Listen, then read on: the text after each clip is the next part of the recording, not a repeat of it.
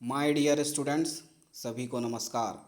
माध्यमिक शिक्षा मंडल मध्य प्रदेश भोपाल ने नया ब्लूप्रिंट जारी कर दिया है सत्र 2022-23 के लिए।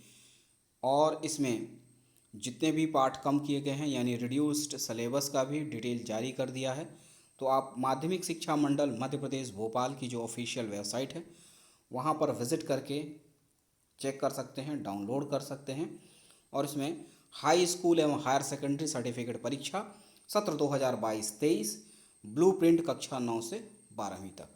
तो इसमें हम देखेंगे आज कक्षा 10 साइंस का ब्लूप्रिंट, और इसमें आपको इंग्लिश मीडियम में भी उपलब्ध कराने के लिए और साथ में एक सिंपल फॉर्म में आप ब्लूप्रिंट समझ पाएँ उस संबंध में भी वीडियो है, तो आप चेक कर सकते हैं। और आइए देखते हैं डिटेल साइंस का ब्लूप्रिंट कक्षा 10वीं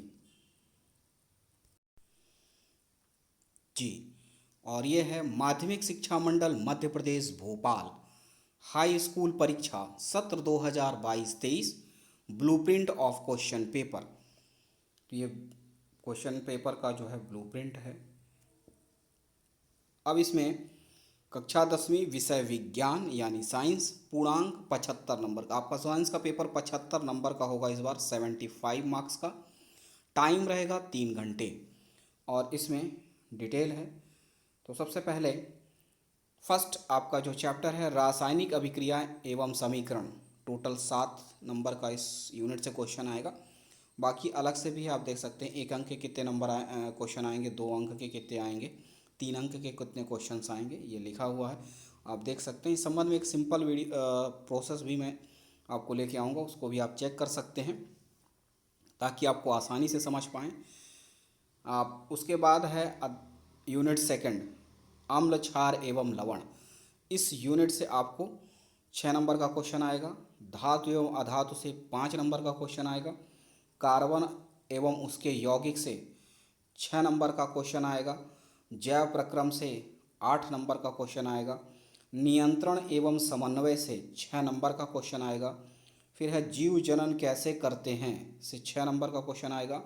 आनुवांशिकता से 4 नंबर का क्वेश्चन आएगा। प्रकाश परावर्तन एवं अपवर्तन से 8 नंबर का क्वेश्चन आएगा। मानव नेत्र एवं रंग बिरंगा संसार से 5 नंबर का क्वेश्चन आएगा। विद्युत से 5 नंबर का क्वेश्चन आएगा। विद्युत धारा के चुंबकीय प्रभाव से 6 नंबर का क्वेश्चन आएगा। और हमारा पर्यावरण पाठ से 3 नंबर का क्वेश्चन आएगा। तो इस तरह से ये नंबर हैं। इस यूनिट से इतने नंबर का क्वेश्चन आएगा। अब उसमें भी 1 नंबर के कितने क्वेश्चन आएंगे, 2 नंबर के कितने आएंगे, 3 नंबर के कितने आएंगे, आप यहाँ पर देख सकते हैं। तो इस प्रकार से टोटल जो है आपका 75 नंबर का पेपर रहेगा। Total 75 number. 1 नंबर के 30 क्वेश्चन आएंगे, यानी 1 नंबर के आपको 30 क्वेश्चंस मिलेंगे, यानी 30 नंबर का एक एक नंबर का क्वेश्चन होगा। 2 नंबर के आपको 24 टोटल क्वेश्चन मिलेंगे, 24 नंबर के। ठीक है, 2 नंबर का जो क्वेश्चन होगा वो 24 नंबर तक के क्वेश्चन आएंगे। और 9 नंबर तक के 3 नंबर के क्वेश्चंस आएंगे। ठीक है। और इसमें 4 नंबर के जो हैं 12 नंबर का क्वेश्चन आएगा और 4 क्वेश्चंस रहेंगे। और इस तरह से टोटल जो है आपके 22 क्वेश्चंस बनेंगे, यानी साइंस में आपके टोटल 22 क्वेश्चंस मिलेंगे। और इस प्रकार से आपका ये पेपर डिज़ाइन होगा। अब इसमें आते हैं प्रश्न पत्र निर्माण हेतु विशेष निर्देश। इसमें 40% वस्तुनिष्ठ प्रश्न, 40% विषय परक प्रश्न, 20% विश्लेषणात्मक प्रश्न होंगे। तो इस तरह से पेपर डिज़ाइन होगा। ठीक है। इसमें प्रश्न क्रमांक 1 से 4 तक 30 वस्तुनिष्ठ प्रश्न होंगे। 1 नंबर से लेकर 4 नंबर तक के क्वेश्चन जो हैं टोटल वस्तुनिष्ठ होंगे। और उसमें टोटल क्वेश्चन जो नंबर होगा 30 नंबर का। सही विकल्प 8 अंक के रहेंगे। सही जोड़ी 8 अंक का। रिक्त स्थान 7 अंक का। एवं एक वाक्य में उत्तर 7 अंक संबंधी प्रश्न होंगे। तो इस तरह से टोटल जो है 4 जो पार्ट होंगे उसमें आपको 30 नंबर मिलेंगे। ठीक है।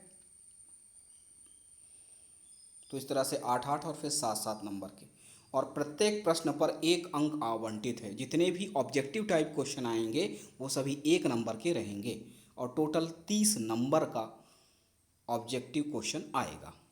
नेक्स्ट है, वस्तुनिष्ठ प्रश्नों को छोड़कर अन्य सभी प्रश्नों में आंतरिक विकल्प का प्रावधान होगा। ठीक है, यानी ऑब्जेक्टिव टाइप क्वेश्चन को छोड़ देंगे तो बाकी जितने भी क्वेश्चंस होंगे सब में आपको अथवा मिलेगा। अब है, यह विकल्प समान इकाई उप इकाई से तथा समान कठिनाई स्तर वाले होंगे। अब वो क्वेश्चन जो है उसी इकाई से रहेगा, अथवा में भी उसी इकाई का रहेगा, उसी लेवल का रहेगा, उस तरह से रहेगा।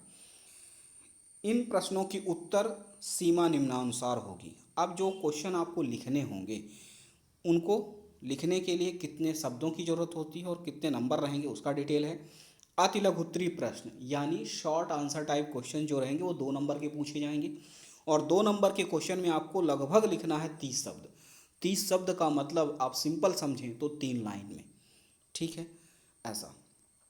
दूसरा है लघु उत्तरीय प्रश्न यानी शॉर्ट आंसर टाइप क्वेश्चन, जो कि 3 नंबर के रहेंगे और इनकी शब्द सीमा होगी लगभग 75 शब्द।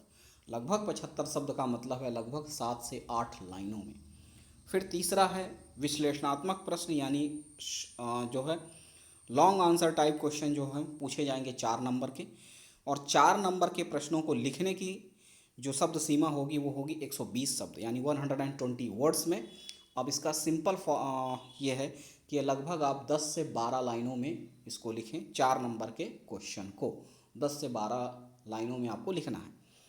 नेक्स्ट है कठिनाई स्तर 40%, सरल प्रश्न 45%, सामान्य प्रश्न। देखिए 40% जो है सरल प्रश्न होंगे, 45% सामान्य प्रश्न होंगे, 15% जो है कठिन प्रश्न होंगे। तो जो कठिन प्रश्नों की संख्या सबसे कम रहेगी, इसलिए आप तैयारी बेहतर तरीके से करें, सरल और सामान्य। ठीक है, वो इस तरह से है। अब आते हैं कि रिड्यूस्ड सिलेबस क्या है, कौन कौन से पाठों को नहीं पढ़ना है जो इस बार हटा दिए गए हैं, कम कर दिए गए हैं, इसकी भी लिस्ट है इसमें। तो सत्र 2022-23 कक्षा 10वीं विषय विज्ञान कम किया गया पाठ्यक्रम, जो पाठ कम किए गए हैं, हटाए गए हैं, जिससे इस बार पेपर में क्वेश्चंस नहीं आएंगे, उनकी डिटेल है। तो पहला है अध्याय 5। अध्याय 5 में है तत्वों का आवर्त वर्गीकरण, इसमें संपूर्ण पाठ हटा दिया गया है, तो आपको चैप्टर 5 नहीं पढ़ना है। फिर है 9th में आनुवांशिकता एवं जैव विकास, इस पार्ट से कुछ कुछ जो पॉइंट है उनको नहीं पढ़ना है, जिसमें 9.3 विकास है, 9.3.1 में एक दृष्टांत है, 9.3.2 में उपार्जित एवं आनुवांशिक लक्षण है, 9.4 में जाति उद्भव, और 9.5 में विकास एवं वर्गीकरण, एंड 9.6 में विकास को प्रगति के समान नहीं मानना चाहिए। इन पॉइंटों को जो है हटा दिया गया है 2022-23 की परीक्षा के लिए। फिर आते हैं अध्याय 11 में मानव नेत्र का रंग बिरंगा संसार, इसमें से जो पॉइंट है 11.6.3 में सूर्योदय से सूर्यास्त तक के समय सूर्य का रंग, सूर्योदय से सूर्यास्त के समय सूर्य का रंग, ये चैप्टर या क्वेश्चन इस तरह से नहीं आएगा। फिर है अध्याय 14 ऊर्जा के स्रोत, और ये पूरा पाठ ही हटा दिया गया है, संपूर्ण पाठ हटा दिया गया है। फिर है अध्याय 16 जिसमें है प्राकृतिक संसाधनों का संपोषित प्रबंधन, इसमें से भी पूरा पाठ हटा दिया गया है। तो आप देखें तो 3 जो पाठ हैं यानी अध्याय 5 तत्वों का आवर्त वर्गीकरण संपूर्ण पाठ हटा दिया गया है, और दूसरा अध्याय 14 ऊर्जा के स्रोत संपूर्ण अध्याय हटा दिया गया है, और अध्याय 16 प्राकृतिक संसाधनों का संपोषित प्रबंधन, ये पाठ भी पूरी तरह से हटा दिया गया है।